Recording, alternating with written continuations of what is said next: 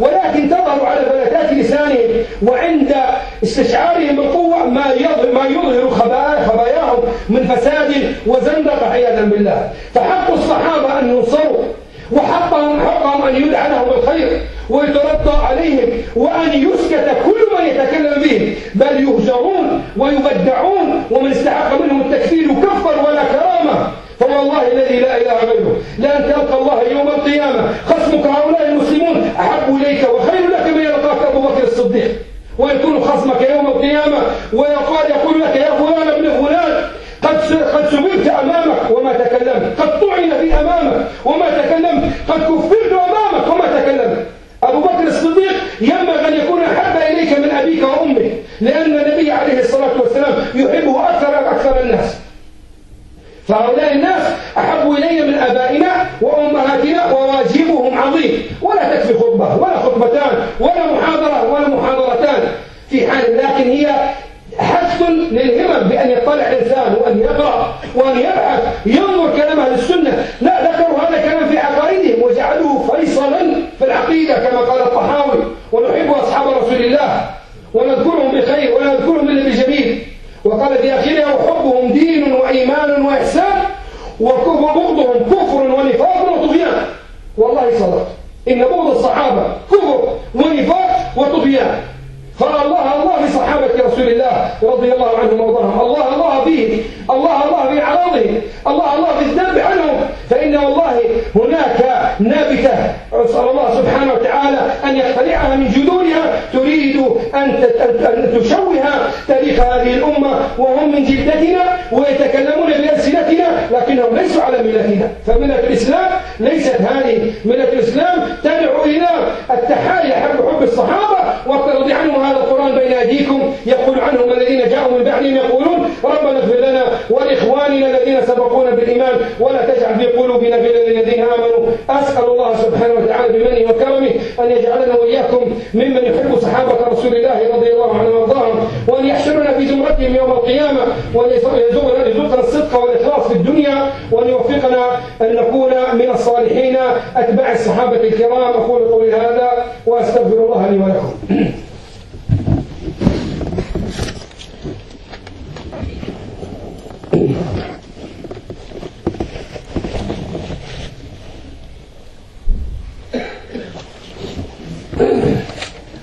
الحمد لله والصلاة والسلام على رسول الله وآله وصحبه من والاه. Dear brothers and sisters, Allah subhanahu wa ta'ala said in the Quran, and He talked about the believers, and He divided them into two groups. And in these three verses, Allah subhanahu wa ta'ala explained to us, or described to us these groups. Allah subhanahu wa ta'ala said, after He talked about the booties and distributing the booties, He said, for the poor immigrants who were expelled from their homes and their property, seeking bounties from Allah, and to please Him and helping Allah and His Messenger, such are indeed the truthful. And those who before them had homes and had adopted the faith, loved those who immigrate to them, and have no jealousy in their breasts for that which they have been given, and give them, immigrants, preference over themselves, even though they were in need of that. And whosoever is saved from his own covetousness, such are they who will be the successful.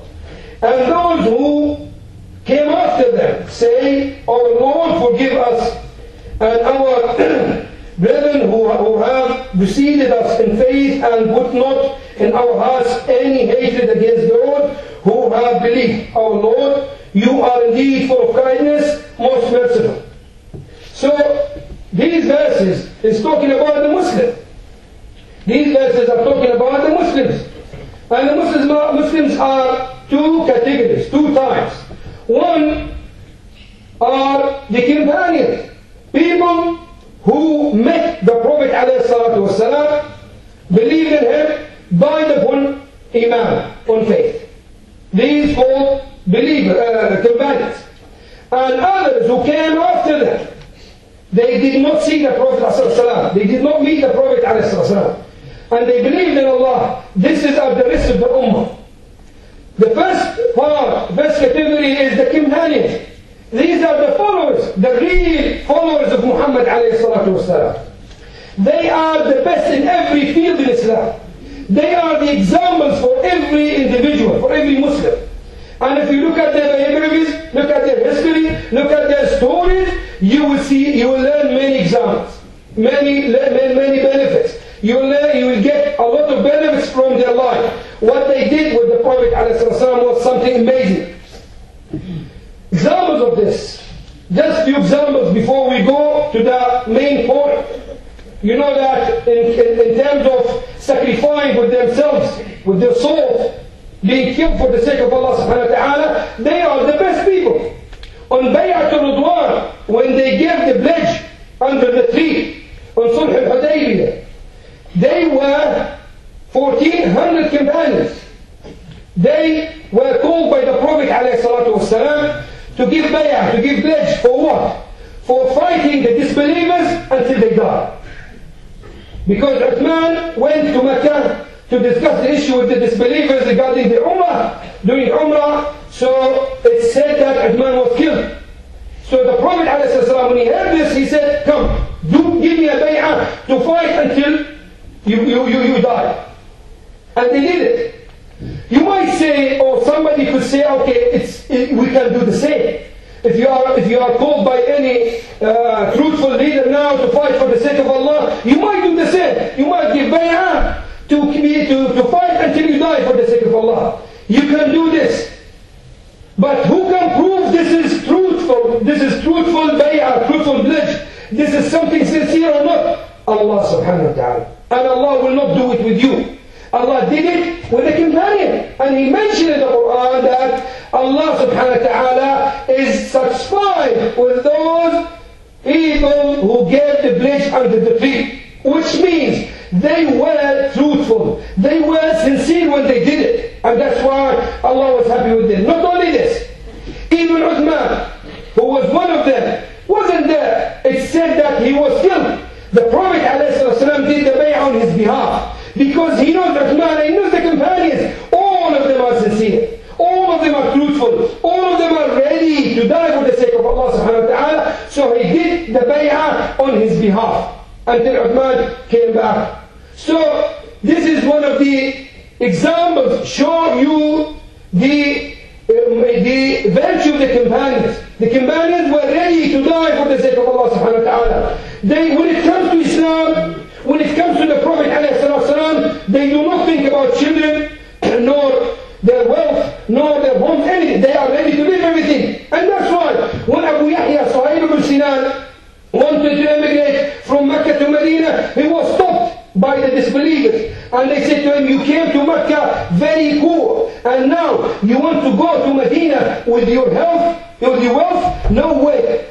You can't go. So he said, okay, you choose. I'm ready to fight you until I die. Or I give you my wealth, all my wealth. You take it and leave me go. They said, that's fine. They took his money, they took his wealth, and let him go. So he did it for the sake of Allah subhanahu wa ta'ala. When he arrived to Medina, the Prophet ﷺ met him and he said, oh Abu Yahya, it is a succeeded sale, or it is a good deal. It is a good deal between you and Allah. Because he bought the Jannah when he gave that wealth. Who can give you this witness? Nobody can give it to you except in the Quran or by the Prophet ﷺ. And that's why these issues, everybody can claim it. Everybody can claim that he can do this, but it can't be proved except by Allah subhanahu wa ta'ala or His Messenger. And this happened to the companions. All of them were approved by Allah and His Messenger that they were sincere, they were truthful, they were upon the right path. Why do we need to mention this? Because in the last part of the verse, Allah subhanahu wa ta'ala mentioned us, talked about us. We came after them. We are part from those people who came after them. What is our duty? Our duty to ask Allah to forgive us and them, which means to make dua for them. To say radiyallahu anhum, to ask Allah subhanahu wa ta'ala to show His mercy and His affection on them. This is number one. Number two, to defend them. Make sure you love them. You sincerely love them. No hatred in your heart to be against any companion. Make sure you have this point, because at the beginning of so-called Shia, so-called Rafidha, they were around Ali ibn Abi Talib, supporting Ali ibn Abi Talib against Muawiyah. After that, it became hatred to the old companions. And after that, it became disbelieving in Allah. A clear zandaqa, a clear disbelieving in Allah. They accused Aisha radiallahu anha of committing adultery. They made takfir. They said Abu Bakr and Umar and Uthman are disbelievers. So those people are not Muslims. Whoever said this, he is not Muslim. Even if he says La ilaha illallah 1,000 times a day and pray 5 times salah and he does hajj, he does umrah, he is a disbeliever because he's denying the Quran. If you deny one word in the Quran, you are a disbeliever even if you recite the Quran daily. So because of this hatred, the beginning of hatred was small, slowly increasing, and they are lost. I am saying this because nowadays we have people, either on TV, you see them, or radio, or internet, they claim that they are Muslim, and they are openly accusing our leaders, the companions, radiallahu anhu. If one of them comes to you and abuse or insulted your mother, I am sure you will abuse him back, or maybe you may be beaten. This man is abusing, those people are abusing Aisha, radiallahu anha, your mom. Aisha al-Mu'mineen, she is the mother of the believers. And you must not accept this. You must stop it. You must tell people this is kufr by Allah subhanahu wa ta'ala. This is kufr, and this takes the person out of Islam. You must tell people, those people are not Muslim. Whoever claims that Aisha committed adultery is not a Muslim. He is a kafir. So this is something you need to make sure your children know. Because one day, if you ignore this, one day your children might meet some of those people and they are confused. This is something that doesn't accept compromise. These are our leaders. These are most beloved. We love Aisha more than our moms. We love Abu Bakr Siddiq more than our dad. If you don't have this love, then you check your love, you have a problem. You don't give priority to Islam. You don't give priority to Islam if you do not love Aisha more than your mom. She is the most beloved woman to the Prophet ﷺ. Imagine that. On the day of judgment, you meet the Prophet ﷺ. His wife was accused in front of you and you did nothing. You didn't defend, refute what they said. Refuting them by teaching the new generation, this is kufr. We have to keep away. And as I said in Arabic, is not enough. One khutbah, two khutbah, or two muhadarat, lectures will not be enough. It's something just to encourage you to study, to read, to learn. To warn people against this disbelieving in Allah subhanahu wa ta'ala. May Allah subhanahu wa ta'ala guide all the ummah to act upon the Quran and Sunnah. And may Allah subhanahu wa ta'ala guide us to be the best followers to the companions radiallahu anhum and resurrect us on the day of judgment with the companions of the Prophet alayhi salatu wasalam.